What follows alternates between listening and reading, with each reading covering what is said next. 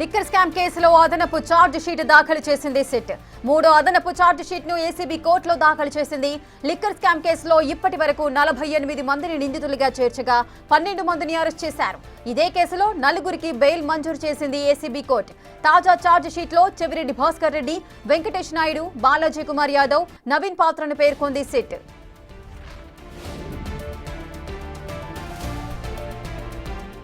Liquor కేసులో కొల్లగొట్టిన డబ్బును 4గురి ద్వారా ఎలా మళ్లించారని పేర్కొంది సిట్.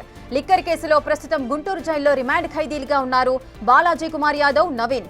విజయవాడ జిల్లా జైల్లో చెవిరెడ్డి భాస్కర్ రెడ్డి, వెంకటేష్ నాయుడు రిమాండ్ ఖైదీలుగా ఉన్నారు. లిక్కర్ స్కామ్ లో వరుసగా ఒక్కొక్కరి పాత్రను ఛార్జ్ షీట్ లో పేర్కొంది సిట్.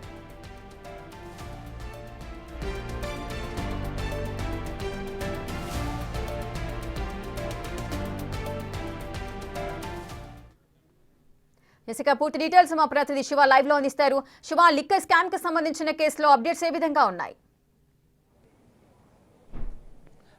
మొత్తం మీద చూసుకుంటే ఏసీబీ న్యాయస్థానంలో కొద్దిసేపు క్రితమే సిట్ అధికారులు 2వ అదనపు ఛార్జ్ షీట్, అంటే మొదటి ఛార్జ్ షీటు దానికి అదనంగా ఒకటి, తర్వాత ఇంకోటి, అంటే మొత్తం ఇప్పటికీ 3 ఛార్జ్ షీట్లను దాఖలు చేసింది. అయితే అదనపు ఛార్జ్ షీట్లని 2వది దాఖలు చేసిన పరిస్థితి కనిపించింది. ప్రధానంగా ఈ కేసుకు సంబంధించి కూడా చెవిరెడ్డి భాస్కర్ రెడ్డి, వెంకటేష్ నాయుడు, అలాగే బాలాజీ యాదవ్, నవీన్లకి సంబంధించి ఎన్నికల టైంలో నగదుని ఎట్లా కొల్లగొట్టారు, ఎవరెవరికి పంపిణీ చేశారు, హైదరాబాద్ నుంచి జగ్గేపేట ద్వారా ఎన్నికల సమయంలో నగదు తీసుకొచ్చి తూర్పు ప్రధానంగా చూసుకుంటే కనుక ప్రకాశం జిల్లా, నెల్లూరు జిల్లా, తిరుపతి జిల్లా, ఈ 3 ఉమ్మడి జిల్లాలకు సంబంధించి కూడా పలువురు వైఎస్ఆర్సీపీ నేతలకు సంబంధించిన నగదు లావాదేవీలు కొనసాగించారు.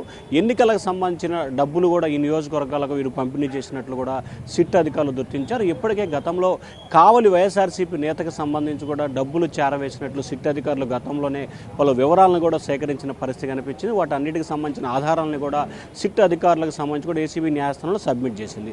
తాజాగా దాదాపుగా చూసుకుంటే కనుక 86 పేజీలతో కూడుకున్న పూర్తి స్థాయి వాల్యూమ్ డాక్యుమెంట్ను కూడా కొద్దిసేపు క్రితమే సిట్ అధికారులకు సంబంధించి ఏసీబీ న్యాయస్థానంలో సబ్మిట్ చేశారు. దాదాపుగా చూసుకుంటే ఈ ఛార్జ్ షీట్లో పలు కీలకమైన అంశాలు, చెవిరెడ్డి భాస్కర్ రెడ్డి లిక్కర్లో సంబంధించి ఏ రకంగా పాత్రధారుగా వ్యవహరించారు, సూత్రధారుగా వ్యవహరించారు, ఆయన వద్ద నుంచి వెంకటేష్ నాయుడికి నగదు ఏ రకంగా ట్రాన్స్ఫర్ అయింది, గుంటూరు జిల్లా తాడేపల్లిలో, హైదరాబాదులో మొత్తం 9 చోట్ల నగదు నిల్వ ఎక్కడెక్కడ చేశారు, ఎక్కడెక్కడ ఎంత నిల్వ చేసి ఎక్కడెక్కడికి నిధులని ట్రాన్స్ఫర్ చేయడం జరిగింది అనే దానికి సంబంధించి 2 బాలాజీ యాదవ్ అలాగే నవీన్లకు సంబంధించి వీరిద్దరు వెంకటేష్ నాయుడు వద్ద నుంచి నగదు సేకరించి ఉమ్మడి జిల్లాలకు సంబంధించి ఏదైతే తిరుపతి, నెల్లూరు, ప్రకాశం ఈ 3 జిల్లాలకు సంబంధించి నగదును ట్రాన్స్ఫర్ చేసిన పరిస్థితి కనిపించింది. ఎవరెవరికి ట్రాన్స్ఫర్ చేశారు, ఎంతెంత ట్రాన్స్ఫర్ చేశారు అనే అంశాలకు సంబంధించి కూడా ఛార్జ్ షీట్లో సుదీర్ఘంగా పేర్కొన్నట్టు తెలుస్తూ ఉంది. ఈ కేసులో ఇప్పటికే 48 మంది నిందితులను సిట్ అధికారులు చేర్చడం జరిగింది. దీంట్లో 12 మంది నిందితులని అరెస్ట్ చేశారు. 4 నిందితులకి బెయిల్ వచ్చిన పరిస్థితి కనిపించింది. 8 మంది నిందితులకు సంబంధించి కూడా ఆయా జైల్లో, విజయవాడ సబ్ జైల్లో 5, గుంటూరు సబ్ జైల్లో 2, రాజమండ్రి సబ్ జైల్లో 1, మొత్తం 8 మంది నిందితులకు సంబంధించి కూడా వివిధ జైళ్లలో నిందితులుగా ఉన్న పరిస్థితి కనిపిస్తూ ఉంది.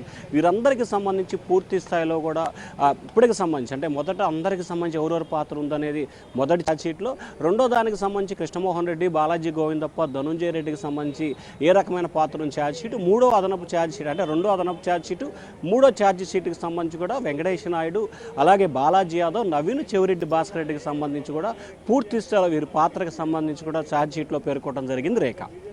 శివ, అయితే ఒక్కొక్కరి పాత్ర ఏ విధంగా ఉంది అనేది లిక్కర్ స్కామ్ కి సంబంధించి ఛార్జ్ షీట్ లో పేర్కొనడం అయితే జరిగింది. నెక్స్ట్ ప్లాన్ ఏంటి, ఏం జరగబోతోంది ఈ కేసులో? అంటే ఇప్పటికే పలువురు నిందితులను అరెస్ట్ చేశారు. వారి పాత్ర ఎంత ఉంది, వారి సూత్రధారులు ఎక్కడ, ఎవరెవరి పాత్ర ఎంతెంత ఉంది అనే దానికి సంబంధించి కూడా సిట్ అధికారులు విచారణ చేపడుతున్న పరిస్థితి కనిపిస్తూ ఉంది. దీంట్లో వచ్చిన డేటా, గతానికి సంబంధించి కూడా నగదు సంబంధించిన వీడియో బయటకు రావడం, హైదరాబాద్లో 11 కోట్ల రూపాయల నగదును సీజ్ చేసుకోవడం, అలాగే తిరుపతికి సంబంధించి, విశాఖపట్నం, హైదరాబాద్కు సంబంధించి ఈ నెల 11, 12, 13 తేదీల్లో సిట్ అధికారులు సోదాలు నిర్వహించారు. సో ఆ సోదాల్లో లభించిన డాక్యుమెంట్కు సంబంధించి వివరాలకు సంబంధించి కూడా ఛార్జ్ షీట్లో పొందుపరిచినట్లు కూడా తెలుస్తూ ఉంది. తదుపరి ఇంకా ఎవరెవరు పాత్రదారులు ఉన్నారు, ఎవరెవరు సూత్రధారులు ఉన్నారు అంటే దాదాపుగా 5 నెలల కాలంగా సిట్ అధికారులు విచారణ చేసి 12 మందిని అరెస్ట్ చేసినప్పటికీ ప్రధానమైన వ్యక్తి ఎవరు, అంతిమంగా నగదు ఎక్కడికి చేరింది, ఎవరికి చేరింది అనే దానికి సంబంధించి ఇంకా అధికారులు అయితే విచారణ చేపడుతున్న పరిస్థితి కనిపిస్తూ ఉంది. ఒక్కొక్కరికి నోటీసులు ఇవ్వడం, విచారణ చేపట్టడం, ఆ తర్వాత అరెస్ట్ చేయడం తదితర పరిణామాలు కొనసాగుతున్నాయి. మరొక వైపు ఈ కేసుకు సంబంధించి కూడా మాజీ ఎక్సైజ్ శాఖ మంత్రి నారాయణ స్వామి పాత్రపై కూడా సిట్ అధికారులు ఆయన ఫోన్ను కూడా ఎఫ్ఎస్ఎల్ ల్యాబ్కు పంపారు. ఆ రిపోర్ట్ వచ్చిన తర్వాత ఆయనకి ఇప్పటికే 2 సార్లు ఆయన విచారించిన పరిస్థితి కనిపించింది. ఆ రిపోర్ట్ వచ్చిన తర్వాత ఆయన్ని కూడా అరెస్ట్ చేసే అవకాశాలు కనిపిస్తూ ఉన్నాయి. Rekha. Right, thank you Shiva, thanks for the live details.